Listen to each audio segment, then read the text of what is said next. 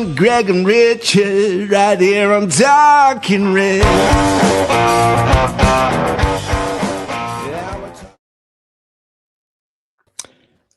The sky is falling. The world is ending. And it was the worst of times if you read X and any of the other socials Thursday of last week. Then 72 hours later, the magic returned. The Reds reversed their substandard performance at midweek to take down the Bees, who had been flying high and seeking to get into the top 5 of the Premier League. Thankfully, the football gods had other ideas. This is Talking Reds, Nottingham Forest podcast, and this is our Brentford preview. As away we go for two clubs experiencing seasons that have gone against the expectations. Central-minded midfielder and Sangare always left that a little loose. And Damsgaard not quite. Sells furious with his defence. Now Aina to bring it away, and Forest, having almost been in a spot of bother, find themselves on the front foot here. Aina it through in the end. Oh, brilliant! Igor Jesus! That's how you finish. Finds Jensen. This has opened up for Brentford. Good run from Ouattara. Ouattara in! Saved by Sells. Se había quitado al primero, pero ahí está Milenkovic para robarle el balón y ahora ponen a correr a Bonilli y vendrán el mano a mano frente a Vandenberg. Ya ganó Bonilli y se mete al área Bonilli.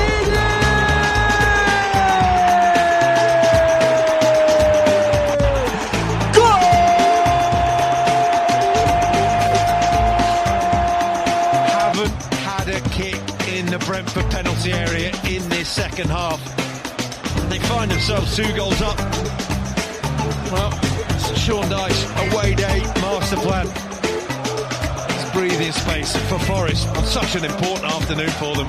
For me here, our focus is to get the 3 points, and we did it with a clean sheet as well. So that was really a great team effort from everyone. I hope anybody's not stupid enough to write us off.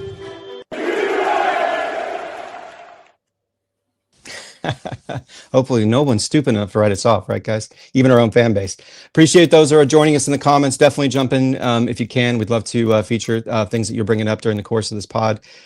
Oh, I want to introduce our better half, our resident mystic, Greg Oram. Also with us, the pub landlord and tricky tree traveler, Alan Merryweather. And of course, last but never least, our expat and adopted Floridian, Jamie Tatler. And of course, I'm Richard Spray.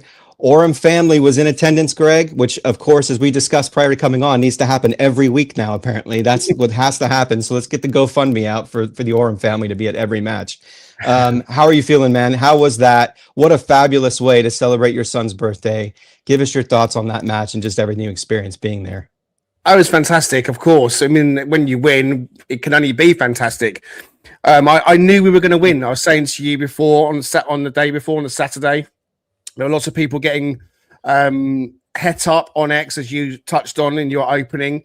We were getting relegated as far as lots of people were concerned, because West Ham were winning a game of football when they were closing the gap to 2 points, and following the Braga disaster, that was it. We were done and dusted. We were going down. But I just felt relatively calm throughout all that. And actually, the closer the game came, I thought, you know what? I think we're going to win this. I honestly think we're going to win this, as I said to you on the Saturday. And so going to the game was fantastic. Managing to get some tickets to take Orlando and my wife along for his birthday was really special. New ground for us. It's only special, as I've just said, when you win, though. I mean, if we'd gone there and we'd had a Braga type performance and the players didn't turn up, then we would have come away feeling really demoralised. But we were just buzzing, and Orlando was thrilled. You know, we just had a fantastic time, and the football at times was pretty good, and it was a really good away performance. We won 2-0 at Brentford, who have been doing very well this season in the league. Their home form people have talked about as being very good. At spells in that first half, we played them off the park. Yes, we rode our luck at times as well, but we're Nottingham Forest. We're used to that. And in the second half, we had less of the ball. Brentford stepped up. We couldn't quite get out. The pressure was building. But this team showed the resilience that they showed against Arsenal. they showed that this team that plays in the Premier League, those 11 starters / 12, I guess, with Hutchinson, are really able to grind out a result against any team. And with those back five, including Sells, now back playing in the Premier League, I'm feeling really confident going forwards that we're going to be okay. But the day itself, brilliant. When it's your son's birthday or your child's birthday, you only want it to be a special day for them. He had a massive smile on his face. Job done. Daddy points in the bag. And Star Wars gifts as well, if I remember correctly. So double gifts. Daddy points, yeah. He got. Can I quickly say he had quite a bit of money given to him for Christmas and so on over the last year, and all he's done is put it into his ISA. Bless him. Apart from yesterday, he said, "Can I spend some money on some toys?" I went, well, of course you can. You've saved loads of money. So of course, Julie, we went to Smith's Toys. Other toy shops are available, and he did a lot of money on Pokemon. So he's very happy. Wonderful, wonderful. Well, Alan, you had the opportunity to go to Braga, right? As you are the resident Tricky Tree traveler. Did you also went to this match? So what a contrast of performances. I think you were in a very advantageous position to kind of go through that. And just, it's great to see you, of course, man. I'm so glad to have you back onto the pod, but kind of walk through your thoughts through those two experiences. So I look at your opposite experience. I don't think we're going to win it. So while we're in it, I'm going to enjoy it. I thought the ground was beautiful. I thought the Porto was beautiful. We didn't spend much time in Braga, but let's talk about the football. The football was absolutely pants, and I think, like you said, the meltdown on X was biblical. I think it was more biblical than the rain that we got when we was over there. I just don't understand our fans sometimes. They drive me absolutely up the wall. We're meant to be a great fan base, and we've just shown the two signs of it this week. And I think that for me, it's been I think the meltdown online. They're not real fans. Under no illusion. I go and speak to the real fans in it, at home and away. And I know people aren't as fortunate as me to be able to go to some of these games. So please don't think I'm kicking you because you don't go to the games. I'm kicking you because you don't get behind your team sometimes, and you don't support the club through thick and thin. But as for the football, complete pants on Thursday. Fantastic professional result yesterday. Fantastic. Awesome. Jamie, what are you thinking? Because I know we were all pretty hopeful coming off the Arsenal win or draw, excuse me. And we were kind of seeing that almost like it was 3 points. So how hopeful are you coming off that match in general? And just how are you doing, by the way? I'm glad you're back home safely after your trip back to the UK and then to Austria and all else. So great to see you as always. But yeah, your general thoughts. Yeah, thank you. I'm glad to hear your experience with Orlando's game, Greg, was better than my experience with my daughter's first game at the Everton fixture over the time. Rough. that one. And she kept, we were like 5 minutes in, and she said, "Daddy, this is boring." But it really was. She did start off a few. I told her of the chance, and she said, "Daddy, can we do it?" I said, "Yeah, go on." She went, "Come on, you Reds," and it picked up in upper Clough. So that was a nice moment. But yeah, on to yesterday. Certainly better than Everton, that's for sure. It's interesting, isn't it? Because I think you could look at it through different lenses, right? If I put my positive glass half full hat on, it was a great away performance.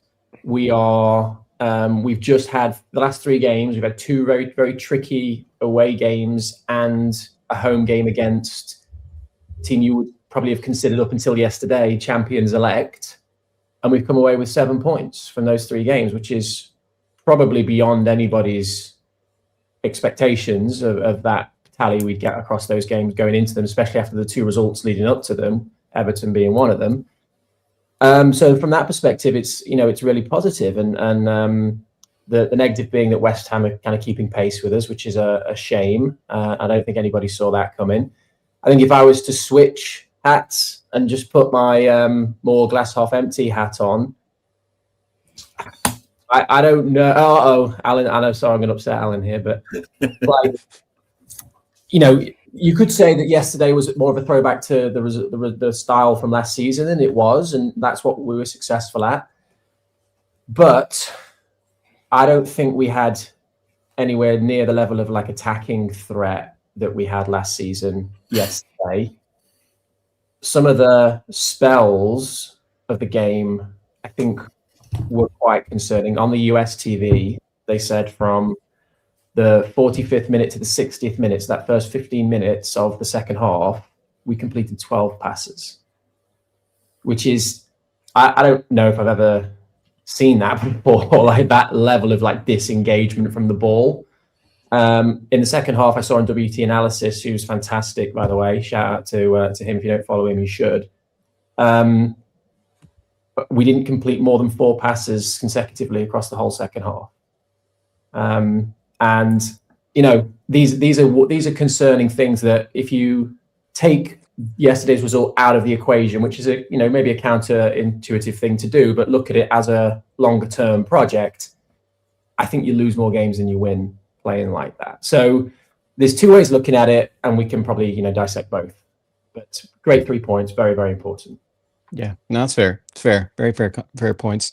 We want to kind of shout out a few people in the comments. We've got our buddy Gary Lamb in the comments. Great to see you today, my friend. I know you've been challenged. I'm grateful that you're up and watching and listening with us. So that's excellent. And we've got Brucey from Texas, of course, in Snowmageddon or Ice-mageddon in his state at the given moment. And then we've got Jackie Howarth, it looks like, as well as Ant. And we've got, let's see, Tricky Mickey. And I think Pat Brett's also in the comments. So last year's team, really. So apparently he's not buying that. Thank the Lord for them, because we can't rely on most of the new recruits. Sorry, but I think those that travel in Europe deserve more. I wouldn't disagree that they deserve more on that particular performance. There's no question. And we've heard the stories, a great story from Greg Mitchell on Force Focus about that little boy who was in the wheelchair who had to get carried up to the stairs where he was seated. But yeah, I definitely understand that. And Jamie, I mean, look, it's I kind of had a little tongue-in-cheek moment with, if you're a fan of the Stone Roses, you'll have heard the music in the intro that was Fool's Gold. So we don't want this to be Fool's Gold, right? We don't want that to be the case. It was kind of a similar situation with Arsenal. Didn't want it to be Fool's Gold. But Greg, you predicted this victory. I mean, we talked about it. You were talking me off the ledge a little bit. I'll be the one to admit, Alan, I was a little bit frustrated on Saturday. I'm not quite as vocal and as vitriolic in the socials as others, but you predicted this victory. So kind of what was your reason for the optimism there, and how shocked were you by how composed and and progressive they seemed in the first half, at least? I was confident and optimistic because of the Arsenal performance. I erased the Braga situation from my mind purely because it was horrible. But the more I slept on it, the more I realised, it was a mad 54 seconds. Missing a penalty and then conceding an own goal in the way we did was mental. We didn't face a team that had a shot on goal themselves in Braga. We brought 7 players into the starting 11 who were trying to get acclimatized to being in the team, I guess. McAtee had some moments that we touched on in our last episode that were actually, if you analyse him, were positive, but Backward was terrible, and Doy couldn't play as a striker, so we had no striker as well, remember. It was a very disjointed, horrible performance. And I kind of thought, let's just take that away, because that actually has nothing to do with what we're going to see tomorrow. I know that it's not 2 separate teams. I want to get away from this. Well, there's a Premier League team, there's a Europa team. It's one squad, it's one collective. But the reality is that the players that were going to start at Brentford were going to be the players that started against Arsenal. In fact, it was the same team, wasn't it? And so I was leaning into that result and thinking, I think these players really are going to be better playing in the Premier League and playing against Brentford. It's going to be tough. It's not going to be easy. Brentford are good at home, and they've done really well this season, as I've said already. And I've also mentioned many times before, I had them tipped to go down, but they've performed. They've got Igor Thiago scoring goals for them. That's really kind of catapulted him into the limelight a little bit. So I wasn't taking it like, we're going to roll them over. But I just thought, we can go to Brentford. I think we can go to any team, and I think we can perform well. Look at how we performed against Arsenal. Look at how we performed against Manchester City. I know we lost that game, but it was a touch and go affair. We beat Spurs. We beat Liverpool. Yes, I know the Everton games weren't great. The Fulham away performance, again, we weren't really kind of getting going. But with Sangare now back from AFCON, that was another factor. Him and Anderson in that midfield, I think, is key. Aina is not 100% still, but Aina is looking more and more like Aina. He's having moments in games where we see the Aina from last season, but he's going to improve. So that back five, really, with Sells, as I say, is the reason why I was feeling very happy and confident about this game. Now, obviously, I can say that now we've won the game. Oh, aren't I clever? Big pat on the back. But Jamie's right. There were times, the second half was tough, but we couldn't get the ball out. We couldn't get it cleared. Every time we got it cleared, we weren't holding on to it. Callum is usually really good at doing so, wasn't able to do so. But Brentford didn't really trouble Matt Sells in that second half. He didn't have any saves to make. Can't think of any saves. I know Igor Thiago hit one wide, but it was actually quite a bit wide as well. They had a header that went over the bar late on. They didn't really kind of put them under threat. And I think that's to do with Milenkovic and Murillo being so good. And Sells also as part of that. He was operating with them in tandem. So, on the whole, I was very, very happy with the back five with Anderson and Sangare really kind of like running the midfield in the game, in the first half, especially in a good way. I know Sangare had an early slip, which we'll talk about potentially, but yeah, I just felt confident. I just felt that we could go to Brentford and get a result, and obviously really pleased that we did. Yeah, I'm glad you were right. Speaking of that goal and the Sangare moment prior to the goal, can you bring up that graphic real quick on Igor Jesus, Greg? So it says on here from Opta Joe, Igor Jesus has scored 8 away goals for Nottingham Forest this season. Among all Premier League players, only Erling Haaland has 12, has netted more away from home in all competitions and roaming. So Jamie, I kind of want to come over to you. I know you talked about the second half. We'll talk a little bit more in depth on that with Alan in a second, but I'm just curious, your thoughts on that. Can you just kind of walk us through your thinking on that whole moment, because you really have to frame this goal with what's happening prior to. That was kind of in the intro as well. Just the finish and everything about that moment. What were your thoughts on that? Yeah, I feel like we've been getting some rub of the green lately. You think back to the West Ham game, we've had some rub of the green there, and that was another one where it could have easily. Sangare makes a big mistake right in front of his own penalty area, and there are times in the last few seasons where that ends up in the back of our net, and for whatever reason it doesn't. And we come up the other end and score. And that was a great counter-attack. Arena did great. Savona can't do that. So if Savona's at right back, we don't score that goal. I think we all agree with that. So that's what Aina gives you. And you just think that, this has been the case for a while now, ever since we've been back in the Premier League. But we have to score first, really, usually. When we concede first, especially against a team like that's not going to keep coming at you like an Arsenal would or a City would, a team that's going to score and kind of take the foot off the gas a little bit, we just look devoid of ideas. So it's absolutely critical that we score first, so the teams come onto us more, and then we can kind of sit back and break on them. So when we do score first, it was a great goal, and we've all. Igor Jesus is a bit of a conundrum, isn't he? Because we all see like what he contributes. He contributes a lot, and some strikers will go the whole game and barely get involved and barely touch the ball. And he's not one of those. Like, he's back to goal, he's great. He's involved, he's holding up play, but he just offers very, very little goal threat. And I've been on here and we've discussed some of the reasons for that. Maybe his lack of movement in the box, but this one was fantastic. Real strikers, instinct, great first touch. Luckily, kind of chest, not arm, thin margins, I guess. But again, we were the right side of that particular thin margin.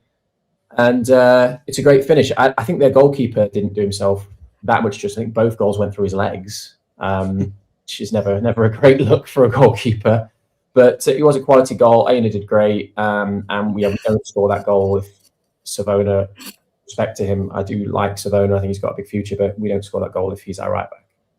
Well, it's interesting what you said, Jamie, about his finishing. I mean, obviously he's growing into his role in the Premier League. He's had a couple of goals disallowed where he did finish. That it would have obviously increased his tally for the season. But what about like splitting time with Luka then? Because now Luka's coming in. So, from your perspective, Jamie, how do you, if you're Dyche, how do you manage that? I mean, I can't claim to have watched any of Luca. I don't have a chance to watch much Serie A or any Serie A, unfortunately, anymore. I used to, but not these days.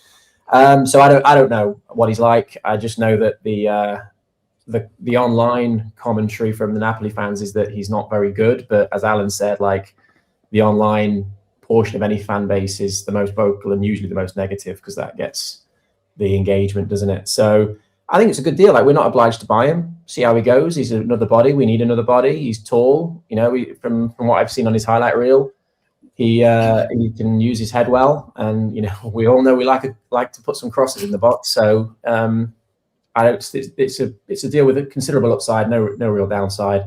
So I would challenge him to take the shirt off Igor Jesus. I mean, he's, you know, after that goal this week, he's our starting striker at Crystal Palace for sure. He's kind of got to be our striker. Well, unless we just put the kids in on Thursday, which arguably we should, give him a rest. But yeah, I don't think Luca comes straight in. I think Luca's got to earn the shirt now. Brilliant. Can I just quickly add as well? Yeah. Just very quickly, the way that we played in that first half when we were in charge of the game. So from about 5-6 minutes on up until about last 10 minutes of the half, when we were very good, we weren't playing in the way that we've been playing against Everton. We were playing the ball through the lines.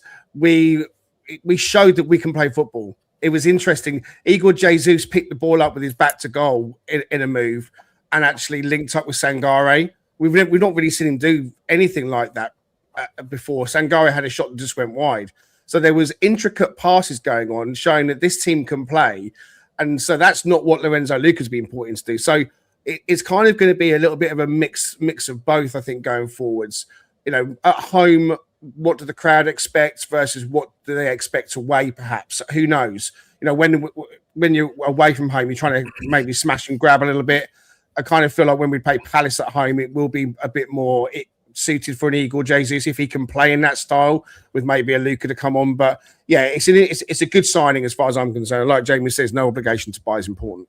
Yeah, absolutely. Well, Alan, I mean, what were your thoughts? I know Jamie talked about the second half. I think, you know, Brett in the comments was saying we were really good for first 20 minutes and they took over. Our defense were immense, which I don't disagree with. I mean, we had 60% possession that first half, and then it completely flipped in the second half. I don't even think you need to look at the stats to realize that, as Jamie pointed out. So it's a very contrasting sort of style of football in the first to second half. Were you getting at any point worried? Because we were up 1-0, right? And we like fearful that this was just going to be one of those moments where we either draw or we end up losing the match just by virtue of how we were playing in the second half? I'll be honest, I thought the crowd there were brilliant. I'm like Greg, I didn't feel threatened at all by them. I thought that back line, that four in the middle of Anderson, Sangare, Murillo and Nicola, they were covering each other. They was making sure there was no space in there for them. And I thought they were very good. I just want to pick up on Jesus, my view of him. I think he's a great player, but I just wish he would play another 15 yards forward. I see most of his work is done between the halfway, that space just over the halfway line for the next 15, 20 yards. And I mean, I've put it on the chat a couple of times, and I've also on our chats in our group, I've been screaming to put Taiwo on, because Taiwo's the only forward we have at the minute that plays off the shoulder and off the back man. But I've got to be honest, I didn't feel yesterday under any stress, under any pressure. They had a couple of chances, like you say. And I think the other thing, now, I've not seen the match back. What happened? Did one of their lads go down injured when they made the two subs? Because that was a changing point from us being dominant to them coming back into the game. Yeah. Damsgaard was out. He got injured. And then I think it was Ayer, their other center back, right? I think he was playing center back.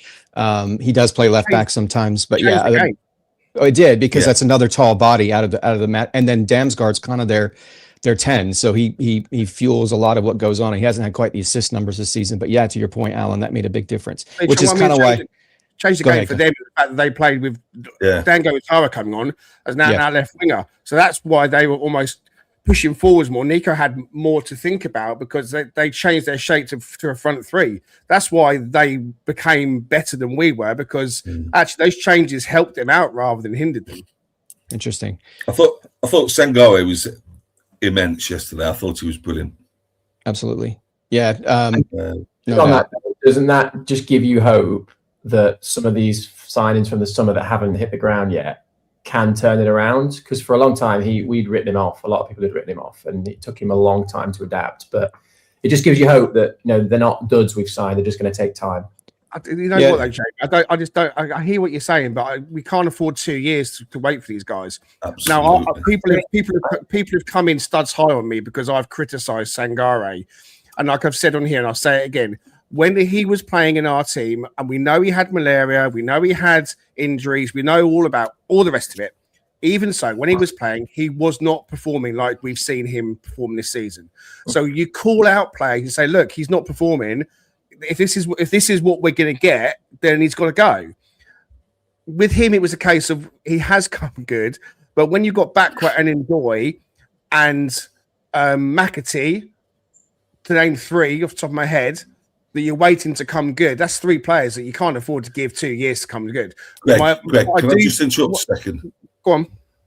I absolutely agree with you, but not every player is going to be a Sangare.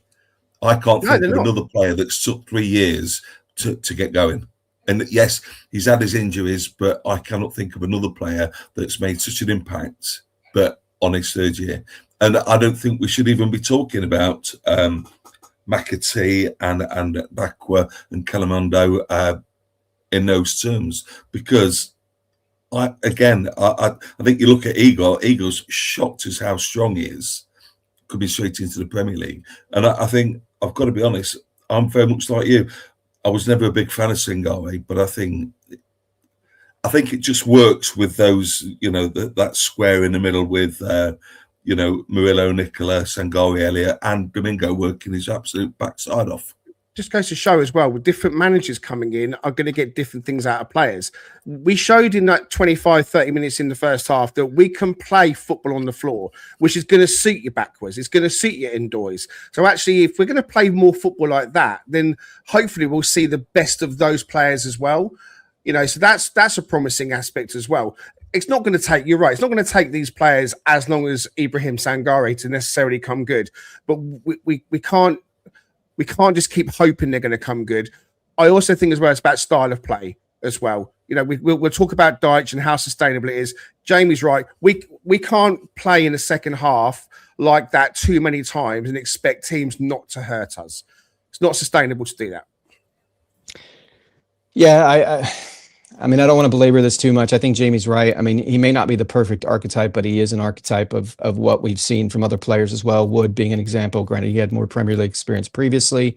We've seen Morgan, which we'll get on to Morgan right now, kind of struggle a little bit when he was at Wolves, and then he comes back in with Nuno after already being under Nuno, the same guy, and flourishing, and and then struggled obviously a little bit more this season, just with the chopping and changing of managers. But to your point, Greg, I think it's conditional. It's based off of a multiple factors. I mean, I think we almost, in a way, from a development standpoint, in my mind, and maybe I'm giving the recruiting team too much credit here, but we almost have to just throw this season out in relation to development, because how do you possibly, when you're acclimating to the Premier League from Ligue 1 or other leagues, suddenly become great when you have 3 different managers to deal with who are not the same, even though Nuno and Dychey are a little bit more the same. Not all of those players were there really embedded when Nuno was there, so because it was such a short period of time. But anyway, you all make great points. Isn't it, from our recruitment team to sign so many young players that we know are going to take time to adapt? Like, you don't do all that in one go,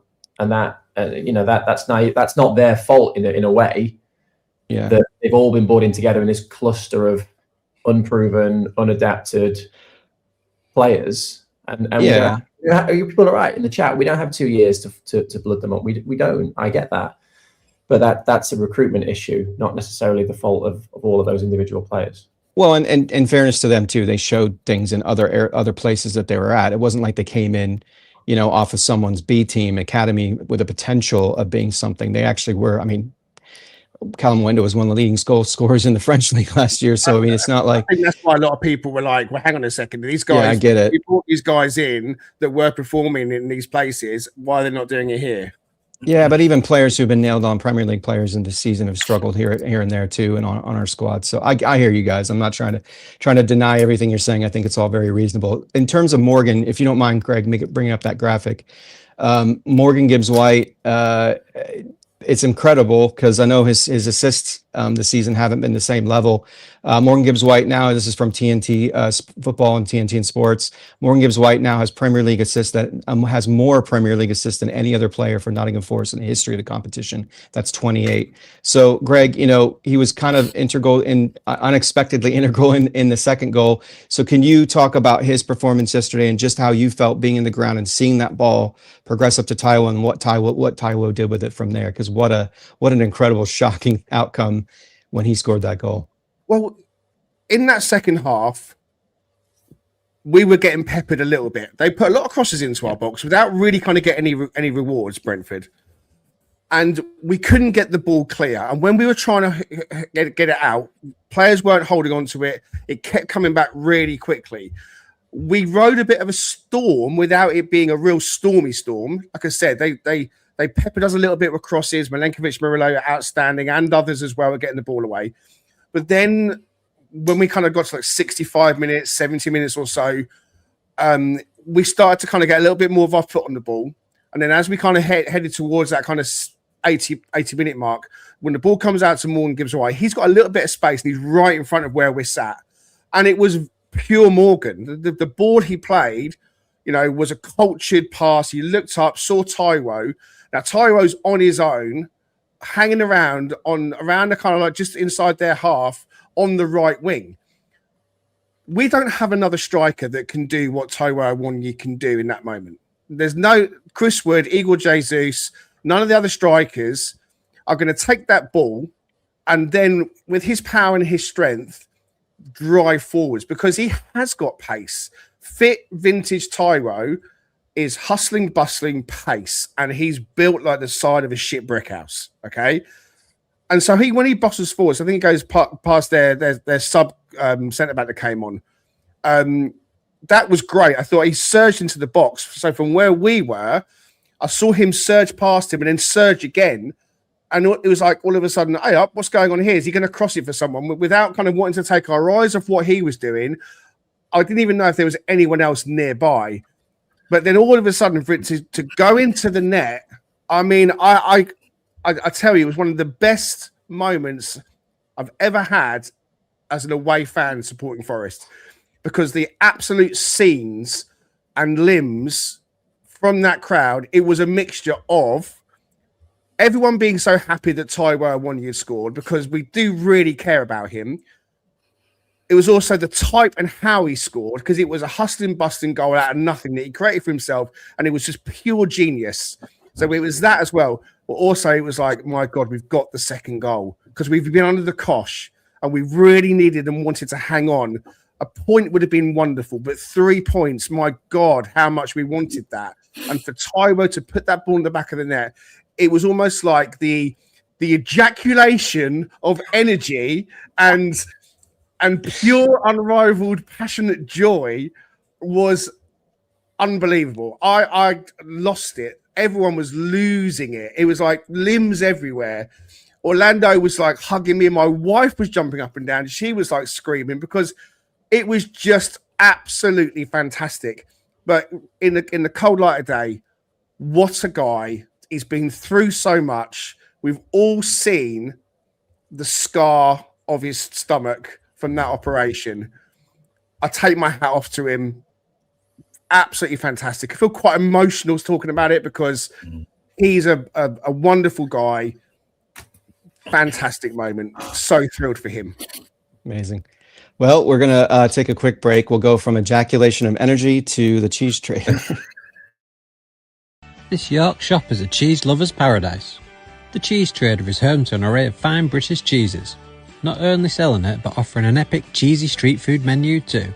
Guests can choose from a main dish and then select all the different types of cheese they'd like on top, alongside an array of other toppings. We tried their loaded fries and posh cheese toasties. both of which were absolutely smothered in gorgeous melted cheddar.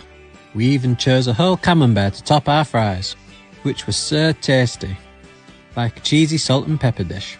The posh cheese on toast was some of the best toast we've ever had, with so many amazing flavours to it that perfectly paired with the cheese, tucked away just off Grape Lane. This is the perfect spot for a great lunch.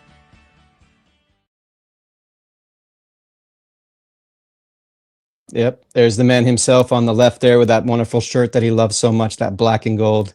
Unfortunately, it's got a flaws on the front, but we'll forgive him for that. But yeah, Cheese Trader, if you guys get an opportunity, please go visit with Stu. I think we can all attest on this pod. The guy is an absolute legend. And then he's a great Forest fan, and he just loves talking Forest, so he'll always engage you with talking Forest, especially when you come in and visit with him. But 10% off when you quote Talking Reds.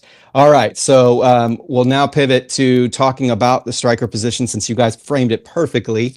Jamie, so thinking about, between what we saw, and you're right, Greg. I mean, I just think we've all loved Taiwo as a human being, and we've absolutely loved what he's done the first year plus of in the Premier League. I mean, there was some classic moments that we'll all remember that he's at the heart of, right? And that felt like one of those moments again. So that was great to see. But Jamie, I mean, from your perspective at this stage, do you think we need more strikers? Should we go out and try to seek out another striker, or do you think we can manage with the three that we have? Long term, well, yes. I mean, look, I agree with everything Greg said there about Taiwo. Like, he's been a really important player in the history of Nottingham Forest. We wouldn't have stayed up that first season without him. There's no doubt about all of that. And it was wonderful to see him score, and I'm sure everybody agrees with that. It doesn't change my belief that he should probably move on from the club in the near future, and maybe that's the high that he leaves on now. That would be a pretty fitting way to do it. And it was a great goal, taking nothing away from him. I do have to say, I thought the defending was borderline comical, though. Like, is it Van der Berg has to do is stand him up in that position. He's in no danger whatsoever. Coyote sliding across like 3 yards. He was just storming across the field, and Chow wasn't even shaping to shoot, and he just committed and slid right past him. Like, it was like a parody of how to defend at Premier League level. So he was helped a bit by that, but taking nothing away from him, fantastic and good goal. So yeah, I mean, I wouldn't be upset to see him. There were rumours that Mainz in Germany were looking at him this month. I wouldn't be upset if that move happened, provided we bring someone else in. And clearly, the club are trying to bring other people. I don't think Luke is the final answer to that equation. We're still, Strand Larsen seems still to be up in the air, and I know Leeds are pushing hard for him. Rumours that we bid for Mateta at Palace, which I think is really ambitious and would be incredible, but I just don't see them selling to, probably we could call them a relegation rival, pretty soon, I think, the way that they're falling down the table. So clearly the club are looking for another striker. I think that's important. I think Igor Jesus is an absolutely an important player in our squad. I don't think he was signed to be starting 25 games a season, and he's an option within the squad, and that's what he should remain. He shouldn't be our kind of starting number 9 for every game. Luke has clearly been brought in as a different profile, but yeah, I think in an ideal world, Taiwo moves on with the love and support of everybody at Nottingham Forest, and a big thank you, goodbye hug, and we bring in another one. Whether that's now or whether that's in the summer, remains to be seen. I don't think we need to rush another striker this window if it doesn't make sense, if it doesn't work out. We can wait till the summer, but yeah, long term, Taiwo is unfortunately not the answer, and I don't think we'll see if Luca is a revelation or not. But I think Igor Jesus needs support and help to lessen his game time. Yeah, I can't disagree with you. I mean, you're right. Maybe it's just that poetic moment that allows him to progress onto Mainz and get back to where he was before he came to us, and maybe get more game time and actually be able to, because he's still a young guy. I mean, what's Taiwo, 27, I think. He's still got plenty of football in front of him, hopefully. But great points. I mean, he's shown that there is a top flight football player in there. I think at times this season when he's come off the bench, he's looked like a guy who's won a competition, frankly. But yeah, that's good for him, good for us, good for everybody. I'm really glad that he got that goal. Yeah. You touched on Sangari, Alan. You talked about just his integral sort of position in the team right now. As Jamie said, I mean, probably never would have envisioned that 2 years ago when he came in, when everyone was lauding him. But obviously, a lot of those things weren't his fault. It wasn't necessarily performance-based. But so with no Douglas Luiz seemingly at some point, because he wasn't in the squad yesterday, and you see, Sangari playing 90 minutes again, is there any concern from you that we're overloading that midfield, those midfielders, specifically Anderson and Sangari? Do we need to consider another midfielder in this window as well? No, I wouldn't. I'd kind of disagree with Jamie. I would keep Taiwo till the end of the season. I think Taiwo's only played well and somebody else put in the chat, some of these players just need to run in the team. And I think that's the only way some of these players are going to bed in. You look at our midfield, Sangari, Ando, Dominguez, Yates, potentially, what's his name? Anderson. Douglas Luiz. Yeah, we said Ando, but I personally would let Luiz go. It wouldn't bother me. For me now, I think our spending should be shut up shop. Let's stop panic buying. Let's get to the end of the season, and assess our PSO and go from there. I think we need a little bit more clarity in our buying. I really do, and I think somebody else has pulled us up on it. And I think they're right. Maybe they just need. Some of these players just need to run in the team. I personally would shut up shop. I wouldn't buy a thing. I'd maybe sell one or two of the fringe players, and that would be me done.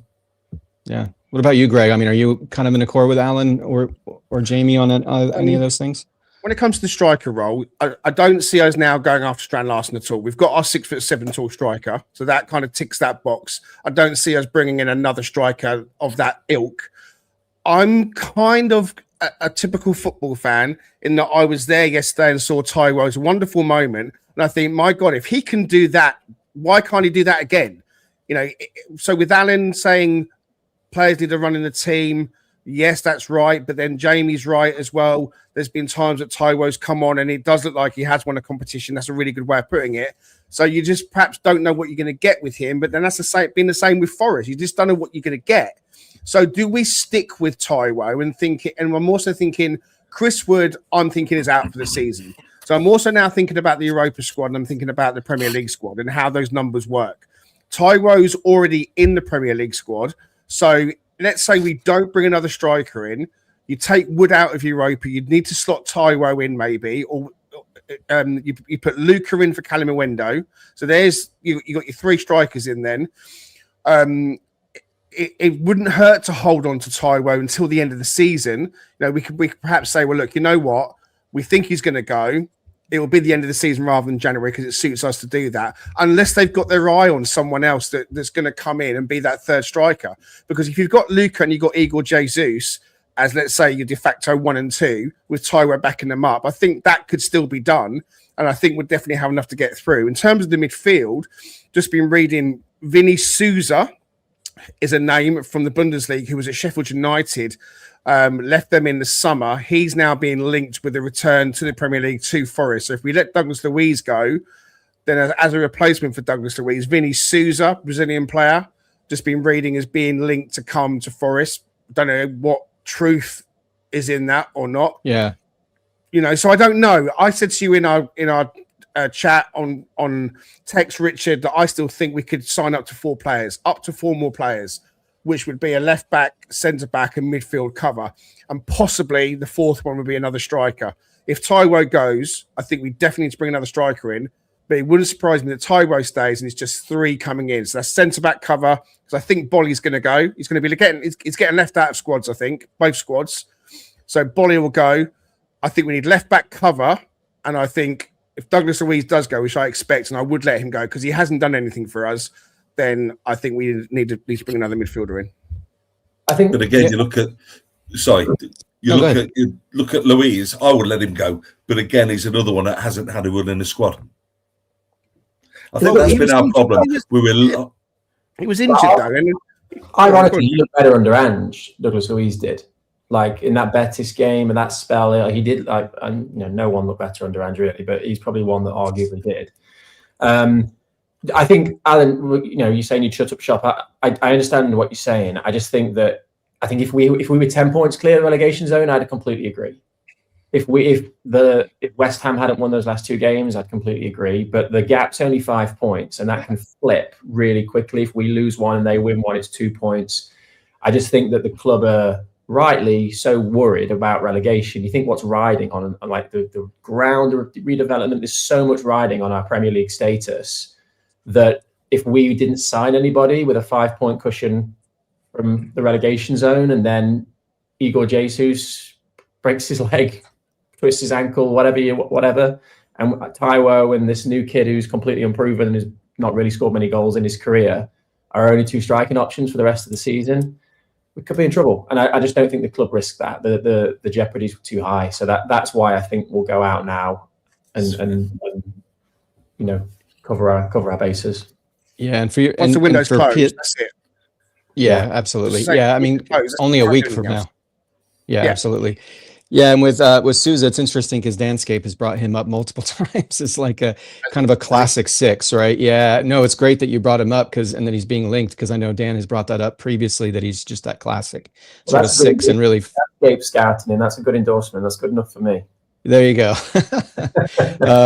Yeah, I was just thinking too, for PSR reasons, maybe you throw you throw a Mateta into the ring, because you get him in, he's a proven goal scorer in the Premier League at this stage. He's certainly disenchanted with I think everybody's disenchanted at Crystal Palace these days, but it seems like he'd be a good option, because he's a more plug and play in terms of bringing him in as a striker and possibly giving you some impact, because that is probably one of the biggest issues right now is you don't have that Chris Wood factor. You don't have that true unequivocal impact player that's scoring goals, creating assists, doing those things. We missed Alanga. We're missing Chris Wood, those kinds of things. I mean, we came into the season believing there at least Chris Wood was going to be here, that Morgan could get back to his usual self of 10 assists or what have you, and feeding Chris Wood, and it hasn't happened, unfortunately. And that's probably not helped, because then it's put more pressure on those developing players to come in and have to hit the ground running, compared to using them for depth, which is what we all talked about initially, which was like, hey, we want to have better depth. We want to have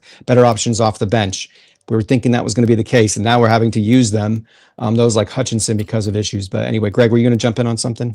Just to quickly say on Mateta, I mentioned in our WhatsApp group, I think a week ago, why we're not going after Mateta. And because I just think people would want to sign for Forest, even though we're 17th.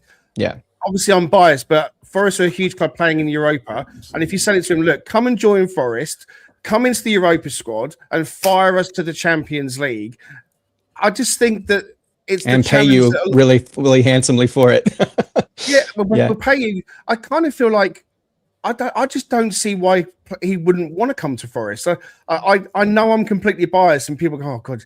But I said that about Iraola, and people are like, "Oh, Iraola's not going to come to Forest. He's a bloody Bournemouth manager." I think if we're going after him, he might have given it some serious thought. I think if you give people the right incentive to come to Forest, they'll take it. We're a huge club. We are a huge club, and we're playing European football. Unless anyone else can think of the example that I'm missing, I think if we got someone like Mateta, that would be like a huge evolution in our transfer strategy, because I can't think of a time where we've gone and taken like a rival team's starting. Of all teams, them, who we clearly have a problem. Yeah. They have a problem with us, yeah. They just turned down big money for Garibaldi in the summer and nearly got a bloody nose over it. So only because Man City paid them 20 million. If they're losing their manager, they've lost Garibaldi, they've lost Eza. They're a club that are in free fall. They've got an unhappy striker. If we give them the right kind of money and he says, I want out, they'll take it, Jamie. I think you're right, Greg. I just don't think we've done it before. You think about the players in the Premier League we spent big money on. They were players that were available for transfer. Gibbs White was available. Anderson was available. Like, we've never taken a player from a rival that they didn't want to sell. So I'd love to see us do it. That would be a step up in our sort of status as a club when you start doing that to other teams around you. Love it. I just think that's why. Jamie, I think you could go back to probably Wolves and say Gibbs White. I think they were happy to go. I mean, he was on loan the previous season. Like, he'd never really played for them. Like, he wasn't a starting striker. He wasn't a key player for them. He wasn't a starting player. So I don't think. I think Mateta's way more important to Palace than Gibbs White was to Wolves. Yeah. Well, and switch gears, great. I mean, I appreciate you guys jumping in. That was an excellent chat right there. unexpected, and you guys are amazing. So thank you for kind of jumping in on those different points. I do want to talk about Dyche a little bit with the last few minutes we have in the episode, and just things coming up, because we will have our Ferencváros preview tomorrow. I think it's noon GMT. So, Alan, I mean, from your perspective, how do you think he's going to approach this next week? Because he's kind of alluded at points to like maybe where he's not as invested, maybe in the Europa experience. He's concerned about Brentford, obviously, with the way he set up the team. So can you see him doing that again? Can you see him kind of making a bunch of changes this coming week? And just how do you feel about Dyche just in general? I think Dyche probably isn't right for us, but he's right for now. I can't... listen, whenever he's the manager of Nottingham Forest Football Club, I'm going to get behind him. But I'd be interested to see where his stats are since he's been here, you know, where we are in the league. I'd also be interested in see what his thoughts are on Europe. With Ferencváros this week, personally, I'd chuck the kids in. I'd give everybody a chance. And I'd hopefully, you know, the crowd will pay off. I mean, some homegrown kids in there. So I think we haven't got anybody coming through or looking like they're getting onto that pitch that's come through the academy. I would throw the kids in there. We've qualified. Like Ian's just says, we're the playoffs anyway. It doesn't matter what we do. Yeah. I'd go all for the league. You have a look. Our next 3 league games, Palace, Leeds and Wolves. That would be my strongest team. Gotcha. I mean, Jamie, are you kind of in accord? So Dyche has had 1.3. He's averaging 1.3 points per game, 15 matches in the Premier League, 6 wins, 2 draws, 7 losses, 7 points in the last 4 matches. So are you feeling pretty confident, and are you kind of in the same headspace as Alan? You're just throw the kids at it, let them have an opportunity since we're in the playoffs anyway, and why fixate on that and just rest some players for the forthcoming Palace match? Yeah, I think, was it Paul this morning or yesterday that put the league table since Dyche joined in our group, and we're a mid-table team. We're 20 points from 15 games, I think it is. So we're a mid-table team under him, which I think is what everyone expected. Like, I think Alan's exactly right. He's the right manager for right now, and I think we all knew when he was appointed he had a job, which was to keep us up, and I still think he'll achieve that. Are we going to get the growth in the coming seasons that we'd all like to see under Sean Dyche? Probably not. I think we've got a big enough sample size now to kind of say that this narrative that was there when he joined, that he's never had players this talented, and, you know, he's only played this style of football because he's had to, and it's needs must and all that stuff, and he'll be more expansive. I don't think that's true. You know, I think we've all kind of seen that now, that he knows what he knows, and he's built a career off a style, and that's how we're playing. You know, Greg, you said it earlier that, you know, for a 10-15 minute spell in the first half on Sunday, we were fantastic, and Dyche has got to see that and think, oh, yeah, we can play football. This team can play football, and I hope that's how he interprets it. But the worry in my mind is he looks at that and thinks that spell and thinks, maybe we're a bit open at the back here. And that's why we come out the second half the way we do, because that's what he prefers. He prefers us to be rock solid. So just because we can play like that, I don't know if we will. But yeah, sorry, I'm waffling here. But to answer your question, Richard, the kids, the Murillos, the Milenkoviches, the Gibbs Whites should be nowhere near the pitch on Thursday. Put the kids out, see what they can do.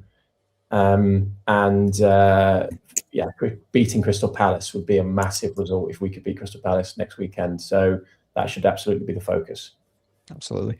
Well, Greg, Forest, we do have Palace, as Jamie just referenced, at home. Then we have Leeds away, Wolves at home, Liverpool at home, and Brighton away. And that's just to kind of run through the end of February. So what points total are you kind of envisioning we need to get in that section of matches? And is there any possibility that a severe deficiency in those points totals makes Marinakis think a minute?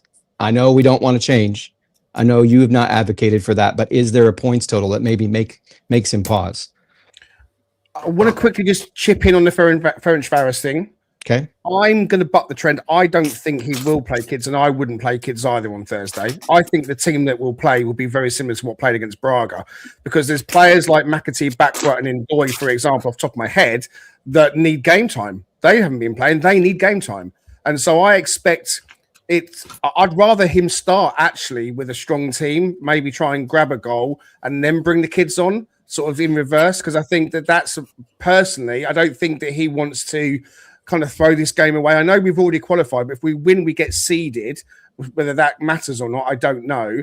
But my view would be play a strongish team against Ferencváros and actually keep that upbeat kind of feeling, because it was really bad after Braga. Home is always different. I think he'll go quite strong, 75% strong. Wouldn't be surprised to see Zach Abbott play. When it comes to the Premier League games, I'm going on Sunday with Orlando. Can't wait. Another game, just go back to back. So I was at my last 3 games have been Spurs, West Ham, and Brentford. So we won all 3 of them. So all of a sudden I'm on a bit of a roll. Orlando's last 2 were Spurs and yesterday. So he's hoping for the hat-trick on Sunday. And we are going to win on Sunday, because we are going to build on yesterday. We are going to win on Sunday. When we're at the City ground, we are a different animal. The way we played against Spurs was fantastic. So 3 points for me on Sunday is important. A point away at Leeds would be a fantastic point, albeit I believe we can beat them. Wolves coming to the City ground has to be 3 points. I know they've had an upturn, but has to be 3 points. I'm not scared of Liverpool.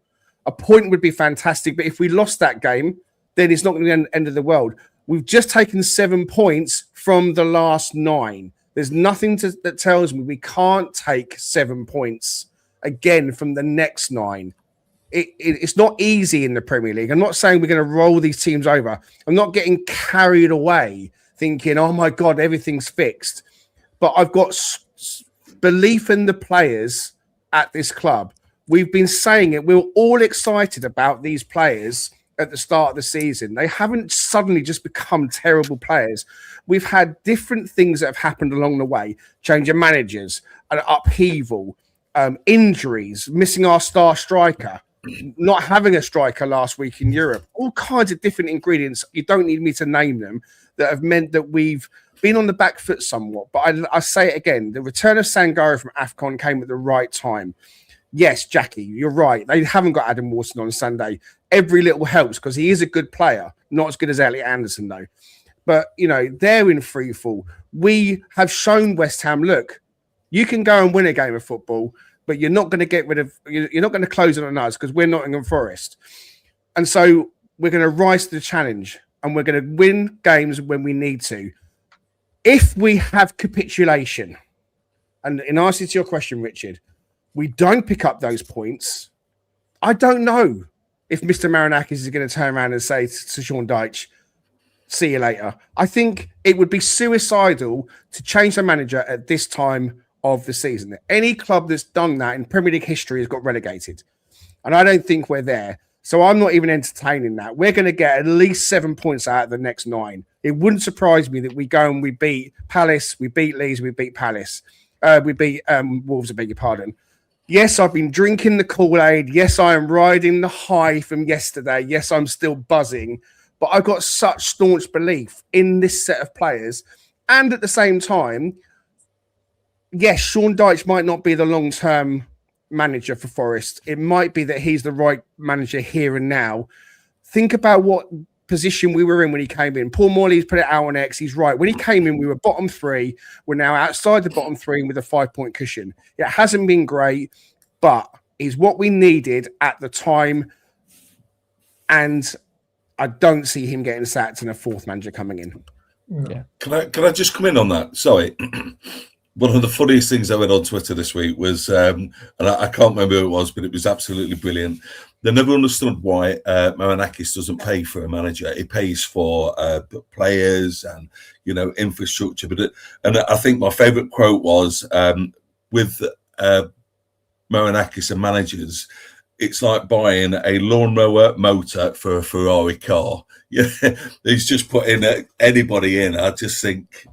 And I think you're right, Greg. But I think what we should do, if we do get rid of Dyche, it should be last game of the season. Thanks, Sean. You've had your dream job. Now let us crack on. And Marinakis has got to change the infrastructure where managers are concerned, or that, you know, how we appoint managers.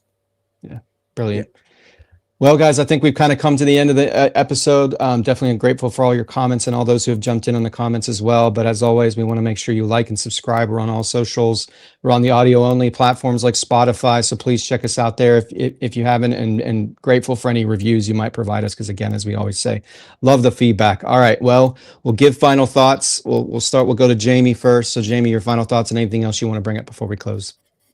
Positive hat. 7 points from 9, 4, but maybe 5 very winnable games in the next 5 point. In the next you said 5. the dreaded W word. You're on the list now, buddy, with Elliot. Go ahead. True. Sorry. You know, we could definitely do Palace. I don't think we lose away to Leeds, and Wolves. You'd hope is a banker, as good a banker as you're going to get in the Premier League. So, you know, this time in 10 days. We could be pretty cushioned from the bottom 3. If we're not, then it's very concerning. So it's a critical next 3-4 games, and I think we'll know where we're going to finish, you know, relatively after this next run. So yeah, really important time. But I'm cautiously optimistic. Excellent, Alan. Final thoughts from you. Totally agree with Jamie. My only thing, I'd like the fans to unite, get behind the team, support our teams, and I'm quite happy to take a little bit of stick, but I just think we've got to go back to being a brilliant fan base again, both online and in that stadium. Excellent. Greg, to you, sir. In the last couple of minutes, Jason Burt, who's the chief football correspondent for the Telegraph, he's reporting that Nottingham Forest are indeed strongly trying to sign John Philippe Mateta from Crystal Palace. So the ambition of Mr. Marinakis is a real thing, guys. Remember that. Yeah. He's not going to want Forest to go down to the Championship, all right? Because Jamie said it, the infrastructure of the stadium and everything else depends on our Premier League survival. The window closes in 7 days' time. Once it's shut, once it's gone, it's gone. That's it. We can't do any more business. So it's a question of, like, how much do we want to stay in the Premier League? So keep your eyes and ears peeled, people, because this last 7 days is going to be something extraordinary, I think. And so you never quite know. The other thing as well coming out of the Nottingham Forest Academy in the last half an hour is that Adam Berry has left the club, joining Saudi Pro League side Al Khulud. So everyone at Nottingham Forest Academy thanks Adam for his contributions as he goes off to the Saudi Pro League. So yeah, there's something for you. It's going to be a very interesting 7 days, and the life of a Nottingham Forest fan can only be one of joy. So get behind these men in red. And the women won yesterday as well. It's good time to be a Forest fan. We're in the Premier League. Let's smile and stop fighting each other, either in person or on social media. Yeah. Absolutely excellent. Thank you, Greg. Yeah, I appreciate all that you just shared. And we know Marinakis, I mean, he's a businessman, clearly, and he's been very successful at that. He sees that we've got £100+ million in assets between Ando and Murillo just sitting there, and we know Ando's not going to be with the club next year. So might as well throw what you can at it, right? Everything but the kitchen sink to try to make sure you stay up in the Premier League. So excellent point, Greg. You do what you can to stay up, and if you get a 5-point deduction next year, which won't happen, so be it. Right. And then there's an outside chance, right? If we go through the playoff, that we can get a Europa as well, especially like you said, if you sell it to Mateta, that he can win that Champions League, and then you're really in a good position. And everyone will have been battle tested, that's for sure, this season, everybody from the top down. So, well, yep, as you said, even with nights of pain like Braga, there's always days like yesterday. So we got to remember that. Alan is such a good person to remind us of the League One doldrums that we were in at one point. So please keep that in perspective. We are where we are right now. And as I always say, I'd much rather deal with this stress and strain and ebb and flow of happiness and misery in the Premier League than I would anywhere else. So, and as always, come on, you Reds.